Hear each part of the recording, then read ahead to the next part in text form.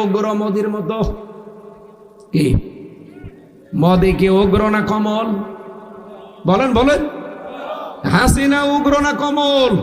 আমি কমলতার কিচ্ছু পাইনি জীবনে। আমি তো বললাম শুধু জীবনে একদিন তাকে কাঁদতে দেখলাম, যেদিন চলে যাচ্ছিল।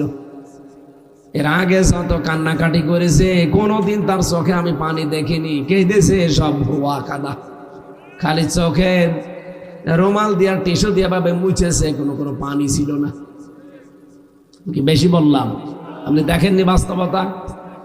এই একদিন মাত্র কাঁদলো দেখলাম আগস্টের 5 তারিখে। এই দিন একটু হালকা পাতলা কাঁদছিল চোখে। আমার মনে হয় এই একদিনই পানি। কারণ মানুষের অন্তর যদি নরম না হয় তো পানি আসবে কি দিয়ে? রাসূলুল্লাহর অন্তরকে আল্লাহ এত বেশি নরম করে দিয়েছিলেন, উনি হাত তুলতে দেরি হতো, চোখে পানি আসতে দেরি হতো না। আমরা নবীর এমন উম্মত হয়ে দাঁড়িয়েছি, সারাদিন হাত তুলে বসে থাকি, চোখে কোনো পানি নেই।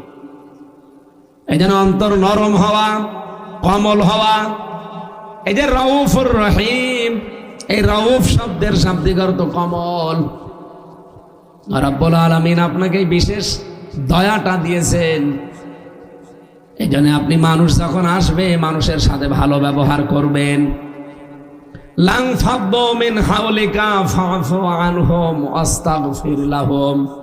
মানুষ আপনার কাছে আসলে মানুষকে মাফ করে দেবেন এবং তাদেরকে আপনি উপেক্ষা করবেন। ছোটখাটো অপরাধ আমরা অনেকের মাফ করতে চাই না, কিছু হলেই দেখবেন মানুষ চেতে যায়, রেগে যায়, গরম হয়ে যায়। না, আপনি ছোটখাটো কিছু বিষয়গুলো মাফ করে দেন। যদি একটা বিষয়ে মানুষকে মাফ করে দিতে পারেন, ৭০টা অপরাধ আল্লাহ আপনার মাফ করে দেবেন। এই সুযোগটা আমরা সামনে কাজে লাগাতে চাই। ছোটখাটো যত বিষয় আছে, যত বড় বিষয় হোক, যদি আপনার আয়ত্তে থাকে মাফ করে দেবেন। কথা বুঝতেছেন? রব্বুল আলামিন বলেন, যারা মহসেন বান্দাদের অন্তর্ভুক্ত হবে তাদের কিছু গুণাবলী আমি আল্লাহ কোরআনে দিলাম।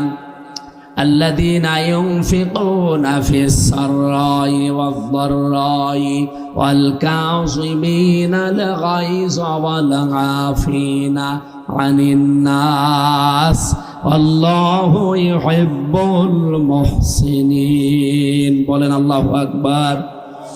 এখানে আল্লাহ কয়েকটা গুণ দিয়েছেন। তার 1 নম্বরে সচ্ছল অসচ্ছলতায় থাকেন, যতটুকু সামর্থ্য আছে খরচ করবেন। 2 নম্বরে যখন রাগ হবে রাগকে কন্ট্রোল করবেন। 3 নম্বরে মানুষের যখন ক্ষমা করার সুযোগ পাবেন ক্ষমা করে দেবেন। কারণ আপনি চিন্তা করবেন, আমি একটা